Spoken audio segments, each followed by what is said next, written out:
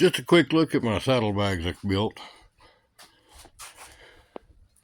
I ran out of money, so I created my own saddlebags. One milk crate was too wide, so I cut it in half, built a solid back on it and a way to strap it on.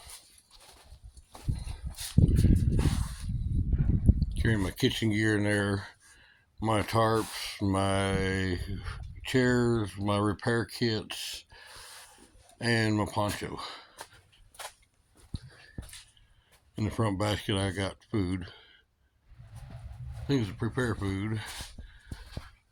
And I've got my trailer, the cover still goes on it over this. I still got stuff to load out. Got my flag flying. I'm going to put a Choctaw flag on one side. I'll show you this later. This is a fold-up table, and I built some new legs for it. I'll do a better video when I set it all up. Peace out.